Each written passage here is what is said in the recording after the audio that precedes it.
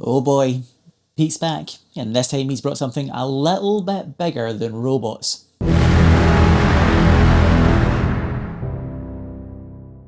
So, if you've not seen my recent battle report against Pete, also known as Wardelay Studios, then what the hell are you doing? Go and check it out right now! It's up there on the screen somewhere. Long story short, my Death Guard faced against his nefarious Mechanicum on the red sands of Mars. It was a hell of a game. Well, Pete has obviously taken the New Year adage of New Year, New You to heart, because not only did he want a rematch immediately, but he's brought an entirely new army to the table. His beautifully painted Questoris Knights. Looking at the rules, I noticed that Knights played completely differently from any other faction in the game. Every single unit in a Knight army is a destructive equal to several units in someone else's army. Every single Knight is a heavily armed and armoured vehicle, so benefits from the high toughness that vehicles have in 3rd edition. But they also have all the benefits of both a weapon skill and an initiative stat as well, which is fantastic.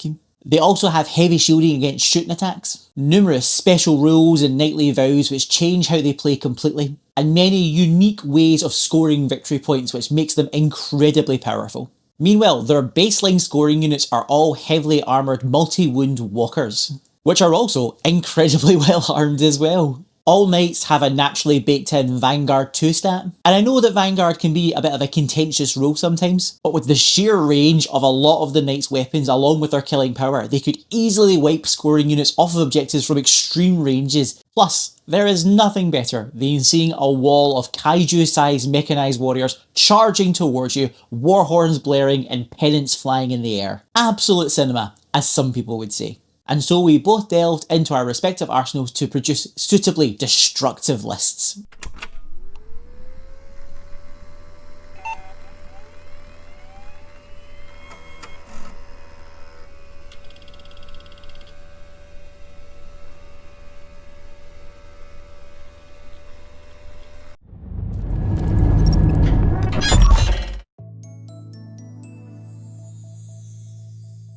House Hawkshroud would be led onto the field by a Preceptor, piloting a terrifying Knight Atropos, armed with a Graviton Singularity Cannon, an Atropos Face Cutter, and an Ionic Flare Shield.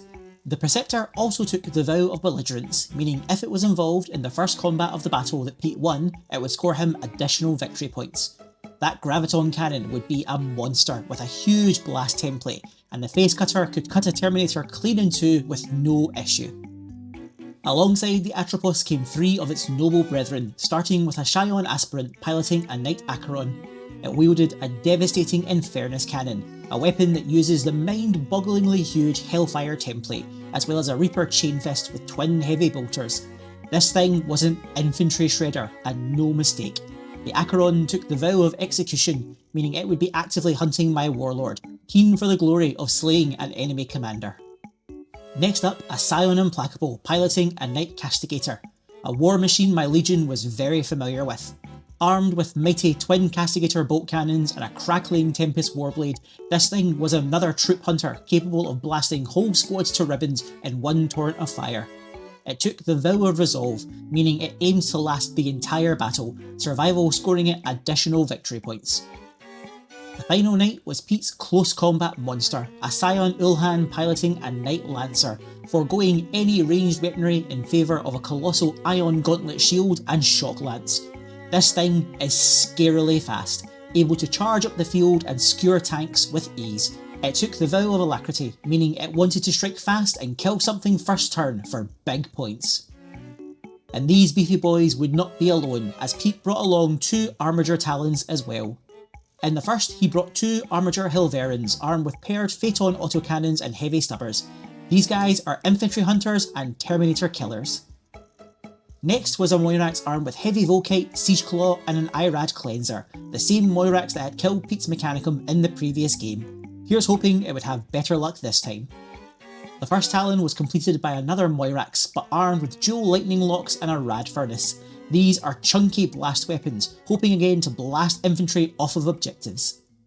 Finally, Pete was taking 2 Armiger Warglaives, both armed with thermal lances and Reaper chainblades. These guys are tank hunters, pure and simple, their melter range and strength being off the scale. And what did I bring to face off against such a heavy hitting list? Well, ladies and gents, let me present you to Operation Nightfall.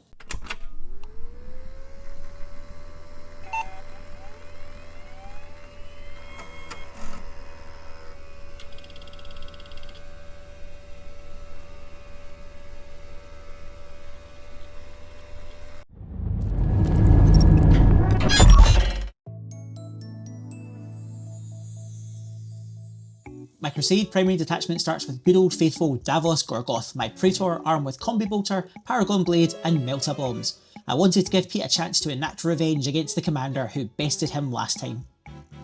Next up, Consul Hecates, my Master of Signals with Bolt Pistol and Command Vox Relay. I didn't know if I was going to have any reserves just yet, but I wanted Hecates in my deployment zone yelling orders just in case. My final commander would be Gravelord Nito, a Mortificator in Tartaros armour, armed with a Volkite Charger and Corpuscent Stave. Although I wasn't bringing any Dreadnoughts, I was keen to include Nito for two reasons. First, he has Battlesmith 2 to help my vehicles weather the storm of fire coming from the Knights, and second, his Corpuscent Stave. Any walker or vehicle I hit with this thing has a chance to accrue all three statuses immediately, so I wanted him as a pocket rocket that could run out and potentially lock up a dangerous foe. My troop slots were taken up by Squad Epsilon, a 10-man breacher squad. They were all armed with bolters and boarding shields, while two carried grav guns to help pin the enemy knights in place. I also gave them a Master Sergeant who was armed with a bolt pistol and a power fist. I was hoping he could be a sneaky Strength 8 AP 2 Damage 2 surprise for any opponents they happened upon. Next up, Squad Theta, a 10-man tactical squad with Vexilla and Nuncio Vox, and Squad Iota, another 10-man tactical squad armed with Vexilla and Nuncio Vox, both with a sergeant with a plasma pistol and a power sword. Finally, in my Crusade detachment, I took 3 Rhinos, the first with a multi-melta and dozer blades, the second with a heavy flamer, hunter killer missile and dozer blades, and finally a third with Havoc Launcher, Combi Bolter, hunter killer missile and dozer blades. I know that only really the multi-melta and the hunter killers would be effective against the knights, but I like to WYSIWYG as much as I can, so I took those options. My first detachment would be an Armoured Fist detachment to unlock a single Land Raider for whom the bell tolls, armed with 3 sets of twin las cannons and a multi-melta. Next up, an Armoured Support detachment for 2 tanks. The first was Der Panzerhenker, a Vindicator siege tank armed with a Magna laser destroyer. I was hoping it could dish out some heavy damage with its Ordnance D rule, potentially scoring 12 damage in a turn if all went to plan. And joining it in the Armoured Support detachment was the Seven Graves, a Predator tank. Predators are insanely good this edition, and this wee tank has never let me down in 3rd edition so far. It has a twin las cannon turret, las cannon sponsons, and a pintle mounted combi bolter. My next detachment is the Death Guard specific Reaping Host detachment, which is an absolute winner. With it, I grabbed another tactical squad, Squad Gamma, with Vexilla and Vox, with a sergeant armed with a power sword and an Alchem caster. I gave them the prime benefit True Believers, meaning they are insanely devoted to the cause and would not retreat under the Knight Assault. I hoped they could hold an objective for a turn or two out of sheer stubbornness. Next, I took Squad Lambda, a 7-man heavy support squad armed with multi-meltas.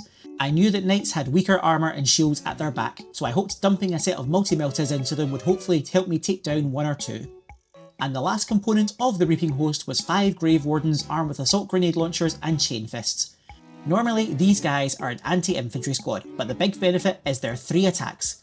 Even with the chain fist penalties to attacks, this squad could smash out 10 chain fist attacks into a knight, and their crack grenades could potentially inflict some statuses if they were lucky. And lastly, we have a Lord of War detachment, and a unit I was expecting big things from, my Dark Age Fellblade, Pele Surit Soy. It is of course armed to the teeth with a Fellblade twin accelerator cannon, a hull-mounted demolisher cannon, laser destroyer sponsons, a heavy bolter, and a pintle-mounted combi bolter.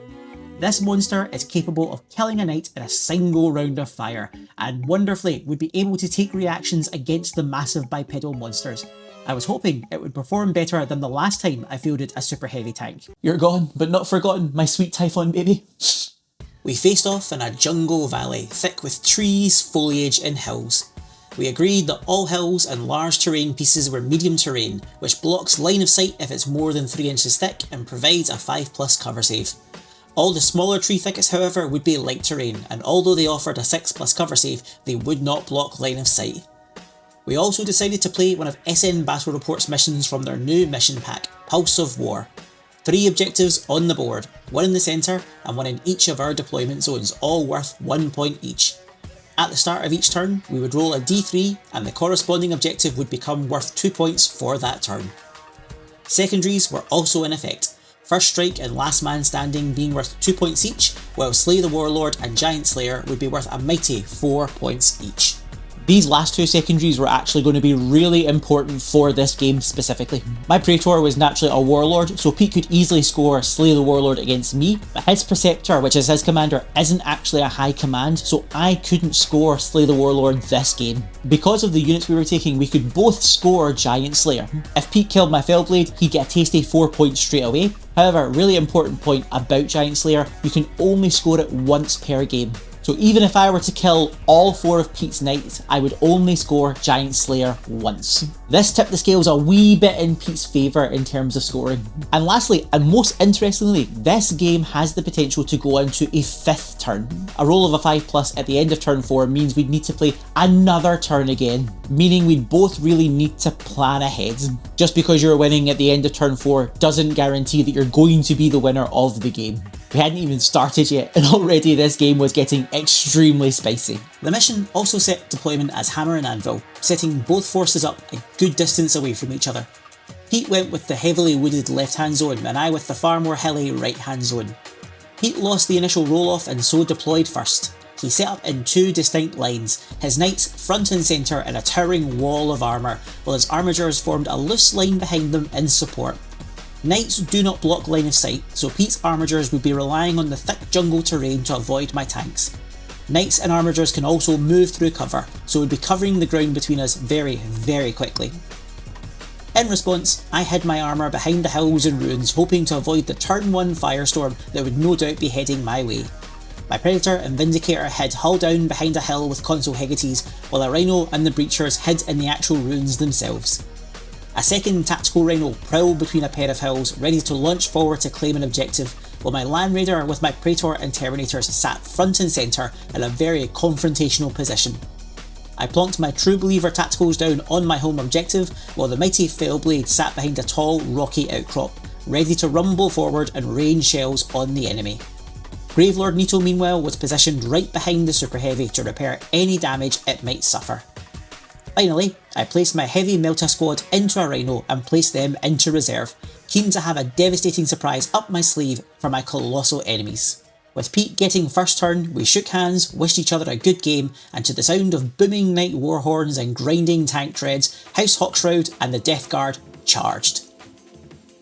Turn 1, we rolled for the objective and scored 1, meaning Pete's home objective was now worth 2 points, a huge win for him immediately. With a sonorous boom of their warhorns, the Knights of House Hawkshroud stormed forward, their mighty piston-driven legs crushing the trees beneath them. The Lancer hurtled forward, rushing across the rainforest floor, easily covering half the board in one move. The Castigator and Acheron stalked behind it meanwhile, drawing beads on the Death Guard lines. Meanwhile, their Preceptor piloted his Atropos on the left-hand flank, hovering near the central objective. The Armigers crowded Pete's home objective in the dense trees, while 2 of their number followed their leader. The Armigers opened fire on the Tactical Marines on my home objective, hitting the SRTs with autocannon and balls of arc energy. The deluge was so intense that the wall of fire utterly annihilated the tactical squad, scoring Pete first strike easily and removing a key line unit from my force. The Atropos and Castigator both aimed their weapons at the Breachers, hoping to repeat the feat, but even after a storm of monstrous bolter fire and gravitic energy beams, only one warrior fell, the tall boarding shields and trees keeping the squad safe from the firestorm. With no charges being possible, Pete's turn ended promptly. He scored 2 points on his home objective and first strike with the death of my tactical marines, meaning Pete ended his turn on 4 points. Consul Hegetes, seeing the death of the tactical marines, radioed to the Melta squad, ordering them into the war zone immediately. The Rhino skidded through the mud and trees, coming to a stop on the Knight's right flank. The heavy Melta team stormed from their vehicle, intent on burning the Knight Lancer's weaker rear armour. He however used one of the Knight's unique reactions in response, the mighty engine turning quickly and bringing its colossal foot down on the squad. 5 of the Astartes were crushed into bloody piles under the weight of the stomping war machine, leaving only the sergeant and 1 marine. However, in its bid to defend itself, the Lancer had now left its back exposed to the oncoming Death Guard forces. The Death Guard drove forward in a loose arrowhead, speared by both the Land Raider and the Rhinos on one flank and the Breachers on another. Tactical squads rushed from their transports to claim objectives and plug the gap in the line. My armour creaked from the ruins, target auspexes drawing beads on the oncoming war engines. Meanwhile, the Fellblade rolled over the hill, its multiple weapon systems all drawing beams on the Knight Lancer. The Breachers knew their bolters could do little in this firefight, but their grav guns could still delay the oncoming Knight warsuits. Both the Breachers fired, balls of gravitic energy smashing into the Knight Atropos. The machine stumbled, the jungle floor suddenly warping under its weight and fouling its advance, pinning it in place. The Predator and the Land Raider pelted the Castigator with last cannon fire, scoring several deep gouges on its hull, while the Melta team and Vindicator fired into the Lancer, scoring another handful of damage points. However, the hammer really fell when the Fellblade aimed its substantial arsenal at the Lancer, firing its laser destroyers, accelerator cannon and its demolisher cannon into the back of the Noble War engine. The shots struck with the force of a hurricane, smashing through its armour and shielding and pulping the pilot inside into a bloody jelly. The huge walker collapsed into the trees, a burning, ruined hulk. Yes, this was a big win for me, and having the Fellblade torch the Lancer was huge. And in one turn I'd successfully removed one of Pete's formidable foursome. That's one Knight kill for the Fellblade. With 2 line units on objectives, First Strike and Giant Killer, I scored a weighty 12 points in my first turn.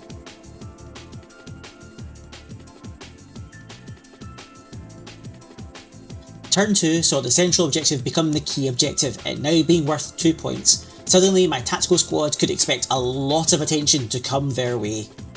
In Pete's turn 2, his Knights split and moved into a looser formation. His Castigator hovered by my Rhino and Melta squad while his Acheron stomped towards the Land Raider, towering over the Astartes heavy tank. He moved his armigers around his pinned Atropos, protecting its flanks and stalking toward the central objective. Meanwhile, a Helverin and a Warglaive held his back line, protecting his own objective. The Knights turned their monstrous weapons on both my tactical squads, the Castigator liquefying the central squad in a hail of explosive shells, annihilating them and scoring a spicy 2 Vanguard points. Meanwhile, the Acheron rained its enormous flamethrower down upon my home objective, bathing the Tacticals and Rhino in hellish fury. I had to use my Barbarian Resilience reaction to save the squad, but even then, half of them fell to the ground, cooked in their armour. With a boom of challenge, the Castigator smashed into the Rhino, its Tempest Warblade easily cleaving the vehicle in two, killing the crew inside with its energised blade. The Acheron, hungry for glory, ignored the Land Raider and charged toward the Fellblade, its loping advance churning the ground into mulch. The Fellblade, seeing the oncoming Knight, reacted instantly. Finally, a target a super heavy can react to. The tank commander roared for its crew to open fire on the charging war machine. The laser destroyers whined into life and stitched the walker's legs with high intensity laser fire. Its knees exploded, toppling the giant with a colossal crash. Before it could try to rise, more fire crashed into its head, beheading it with a crack of explosives and killing it dead. This was another big win, with the Fellblade scoring its second Knight kill. Meanwhile, in the centre, Pete made a huge tactical move and long charge with his Moirax into my Rhino. It was an almost impossible charge that the Moirax inevitably failed, but the distance it covered got it onto the central objective. It easily passed its cool check for the failed charge and scored Pete the central objective. Finally, his Preceptor finally dislodged its gears from the gravitic mulch and regained its balance, removing its pin status. With 2 objectives held, Pete scored 3 points, and with his 2-point Vanguard kill, he now sat at a comfortable 9 points. My turn 2 started with the Land Raider barrelling through the thicket in the centre, its assault ramp crashing open and Davos leading his Terminators out toward the Preceptor. Seeing the heavily armoured Astartes, the Atropos took a few steps back, keen to avoid the chain fists of the elite Death Guard. My army followed their leader's example and marched forward, sweeping into the Knight's left flank, while the Fellblade ground forward to take on the Castigator. Consul Hegetes also radioed to the central Rhino, giving the driver key info on how to navigate the thicket and best claim the objective, giving it line 1. Big play here, the Rhino now had a higher tactical strength than the Armiger, meaning I was now scoring the 2-point objective with a line 1 bonus. Again, another reason to take a Master of Signals. The other Rhino placed itself between the Tacticals and the oncoming Knights, while my armour prowled from the ruins to fire on the oncoming Armigers. The Vindicator fired a beam of devastating energy into the oncoming Helverin, scoring several wounds, while the Predator and squads unleashed a torrent onto the Moirax, scoring another few wounds. The Breachers fired their Gravs into the Atropos again, but failed to pin it this time. The Grave Wardens fired a wall of explosive crack grenades into the war machine and scored a single hull point. In an unfortunate turn, however, the Land Raider trained its last cannon sponsons on the Warglaive, which returned fire, its Melta Lance coring the Astartes tank in a blinding torrent of Melta fire. The Fellblade aimed all its weapons upon the Castigator and unleashed a wall of explosive and laser death. The torrent popped the walker's shield with a crack and buckled its hull with sheer kinetic force, crushing the pilot and toppling the smoking engine. That is the Fellblade's third night kill. Davos raised his Paragon Blade, unlatched a chain of Melta bombs from his belt and roared for his Terminators to charge. The elite Astartes barreled towards the Atropos, their chain fists roaring into monstrous life. The Atropos lifted its mighty phase blade and swiped at the oncoming warriors, its killing energy easily capable of mangling Terminator plate. Pete then proceeded to whiff 3 of his 4 attacks, then scored a 1 on the following wound test. The Atropos missed with every single attack. Davos hurled his Melta bombs upward, enveloping the knight in killing fusion energy. Its sensors overloaded, blinding the Preceptor. It stumbled and the Grave Warden seized upon its confusion. 10 chain fist attacks stabbed into the Knight Commander, hacking his legs to ruins and causing the machine to detonate violently. The billowing flames annihilated a breacher, vaporised a Terminator and wounded several of the surrounding armatures. From the burning wreckage, Davos and the remaining Terminators consolidated northward, aiming for cover and away from the gunfire of the remaining Knight forces. This was a monster of a turn. I had now removed all of Pete's Knights, which accounted for his heaviest weapons.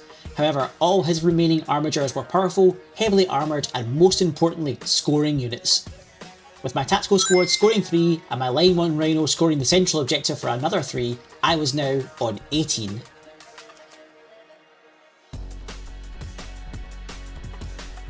At the start of turn 3, Pete's home objective once again became the high scoring objective, and even though he had lost his knights, Pete's armigers were more than capable of carrying this game. They stormed into 2 loose lines and drew multiple targets with their heavy weapons. Autocannon shells and Melta beams enveloped the Terminators, and not even their heavy armour and shielding could protect them. All 4 Terminators fell to the torrent of fire, leaving my Praetor standing alone and very exposed. The Moirax fires its heavy Volkite into the tacticals, killing several of them and panicking the remaining Astartes. It flexed its claw, its sensors glinting at the nearby Rhino. It lunged forward, its huge siege claw tearing the track from the personnel carrier and hosing the innards with Volkite energy. Its job done, the machine consolidated onto my home objective, stealing it from my routed tactical squad. 2 of its siblings sounded their war horns and smashed through the foliage into Davos, kicking and slashing with their sheer bulk. Davos fought bravely, scoring several deep gouges on the Warglaive, but the machine's Reaper Chainblade cut Davos down, leaving him bleeding on the jungle floor. Pete claimed the head of my Warlord, scoring a huge 4 points. Their task complete, the walkers crept back into the jungle, hunting for new targets. This turn was massive for Pete. Killing my Warlord, routing my tacticals, and scoring all 3 objectives meant he scored an additional 8 points, bringing him to 17 to my 18. Things were suddenly very, very close. My routed tacticals attempted to vox through to Davos, his line hissing and crackling static. With no word from their leader, the tacticals fled backwards. Seeing their commander laid low, the rest of the Death Guard charged forward to seek retribution. One of the armigers fled backward, its wounded hull slowing it through the thick tree line. The Fellblade rumbled forward, looking to draw targets on the enemy walkers. Seeing this, one of Pete's Warglaives stalked forward, pursuing the massive tank. The Breachers smashed through the jungle, smashing the foliage aside with their great shields, while the Rhino spurred forward to harass Pete's home objective. Hegetes ordered the Vindicator to kill the Moirax, granting it Vanguard 1, but the movement of the Death Guard allowed the Moirax to react out of the corridor of fire. With no reactions left, however, I could fire on the armigers with impunity. The Breachers fired bolters and grav energy into the Warglaive, riddling it with holes and ruining it entirely. The Fellblade fired its accelerator cannon into the central armiger, cracking its hull easily and blowing it into blackened shrapnel. The Rhino peppered the rear armiger with Havoc shells, trying to stun the machine, but it kept its cool and took no damage. The Predator and the remaining Melta troopers scored a few hits on the Moirax and the Warglaive, but failed to kill either of the mechanical monsters. With the sounds of snapping wood and scraping metal, the Breachers charged out of the jungle and smashed into the armiger. The Master Sergeant leapt forward and drove his power fist into the chest of the walker, killing its pilot with a blast of electrical energy, avenging his commander with a bone-breaking punch. He then led his men out of the jungle and toward Pete's home objective. Despite the carnage of my turn 3, I scored no points. My tacticals were fleeing, and my gambit with the Vanguard Vindicator totally failed. Things were now on a knife edge, with both of us very aware that we had potentially a further 2 turns ahead. The score remained 17-18.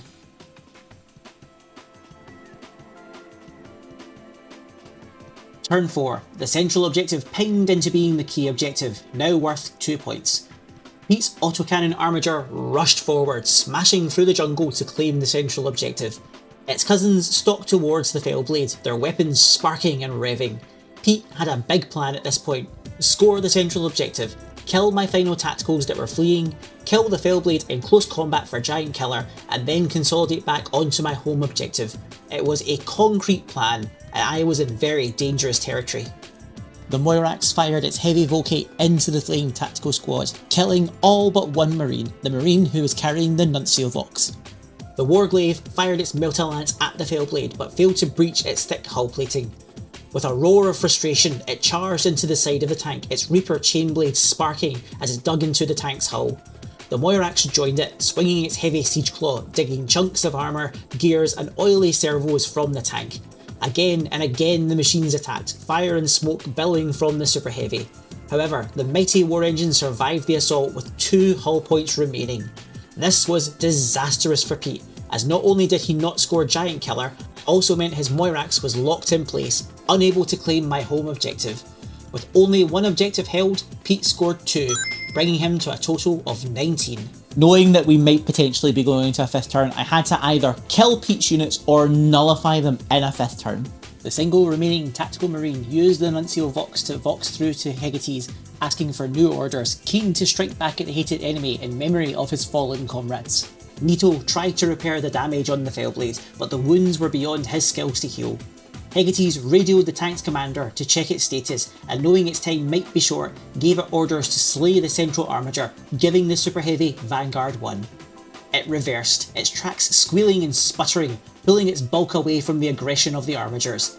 The Glaive reacted in pursuit, keen to keep within assault distance, while the Moirax reacted back onto my home objective. The single tactical marine contesting and outscoring the war machine. The remainder of the Death Guard moved to fire upon the remaining warriors of Hawkshroud. The lone Mortificator marched forward, placing himself between the Fellblade and the enemy, his corpuscent scythe sparking into life. The Fellblade, broken, bleeding and venting plasma, drew a line onto the central objective and fired its accelerator cannon, the shells smashing into the armature in the central thicket. The shells tore the upper body of the machine in half, killing it in a blitz of super heavy shell fire. That was another Vanguard 1. The remaining machines came under withering fire, but no further kills were claimed by the 14th. My Mortificator charged at the Glaive, intent on tying the machine up, willing to sacrifice himself to save the Fellblade. His scythe struck and immediately inflicted all 3 statuses on the armature, whose failing systems led to it missing with all of its attacks. I successfully nullified it as a threat in the potential turn 5. A manic turn, with a few brave individuals giving their all to the cause. I scored my home objective with line for a final 3 points, with the score now sitting at 19-21. Pete rolled to see if we proceed to a 5th turn, aware that Giant Killer could win him the game. He rolled a 2, bringing the game to a brutal end. I scored last man standing for a final 2 points, bringing the final score of the game to 19-24.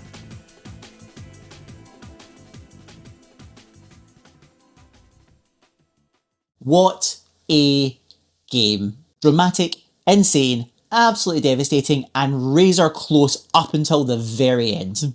The mission we played was fantastic, really dynamic, and kept us moving about the board, which I really liked. And having the spectre of the 5th turn hovering over you really changes the way you plan ahead in your game. As for Pete's Knights, they are such a different opponent. They can be very daunting, particularly at the start of the battle where they just seem to present this enormous wall of unopposable metal. I do think Pete was a bit unlucky in the close combat between the Preceptors and my Praetor and Terminators, but Chainfists are always going to Chainfist and always going to take out a knight. I do think if there was an errata or a rules change in the future, I would maybe give them a bit more scoring potential. Like I'd maybe give them Vanguard 3 instead of Vanguard 2, or I'd maybe give the Armatures line 1 or something like that. But when fighting them there, I genuinely felt that the game was very balanced and very even throughout. I simply have to call out my man of the match, my Fellblade. This thing killed 3 knights and 2 armigers over the course of the battle. Point for point, it easily paid for itself in sheer destructive power. And I'll definitely be looking to add the second plastic kit that I've got up there to the force. My god, 2 Fellblades. Oh! Pete, as ever, was a total joy to play against. We laughed, we roared, we laughed again as the dice told a dramatic tale of an ambush gone horribly wrong. And with that, my Death Guard claim another victory. Oh, and by the way, if you're in Scotland, or even if you're not in Scotland, and you fancy playing a full day of Horus Heresy with myself and a cracking bunch of others, then come and join us for the Horus Heresy all-day event. Tickets are available now, and they're going fast, with over a quarter of them having already been snapped up.